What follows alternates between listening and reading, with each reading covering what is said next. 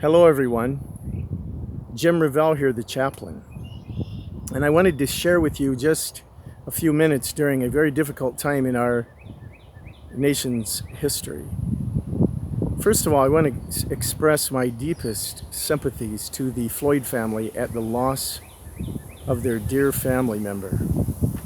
This gentle giant's life was taken away from him in a very unjust way, in a way that should have never happened. And I feel saddened and angry that this happened in our country. And I hope this becomes a catalyst for us to be able to address some deeper issues that have laid under the surface for a long time in our country. You know, if you were driving and a light came on your dashboard signal, it would signal something.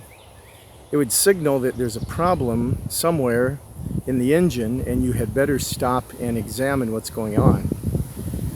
And this has become a red light, a flashing beacon of light on our dashboard that says that there's some problems underneath that we need to look at as a country.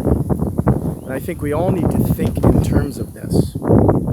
Anger is something that is an emotion that helps give us energy to be able to rise to injustice.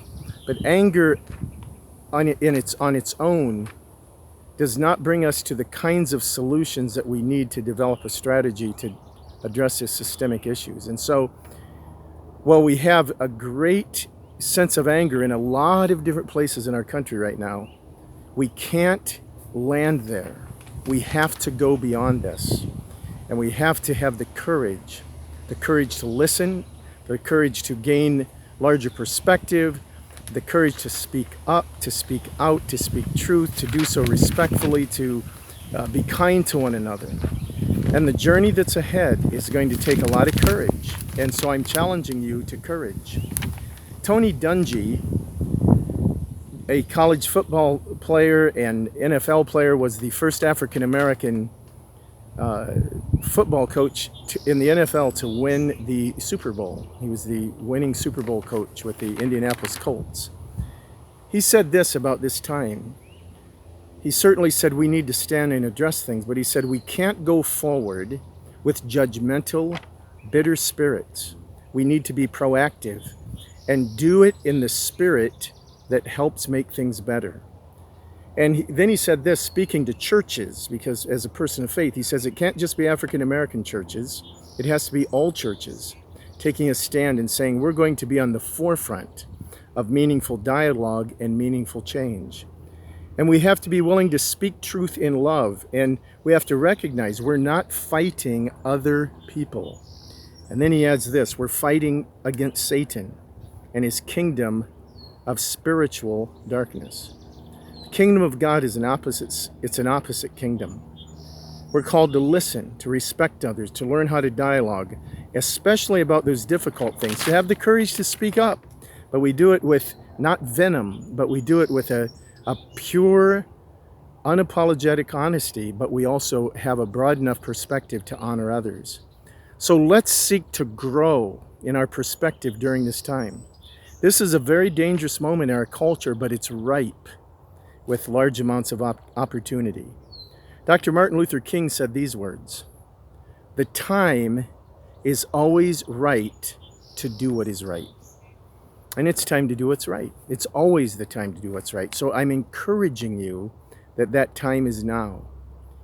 And I want to remind you one other thought that actually Tony Dungy in his comments closed with, and it's a comment from St. Paul in the Bible. And he says, do not be overcome with evil, but overcome evil by doing good. And I'm challenging you to be people who are proactive, who operate in a different kind of spirit and paradigm.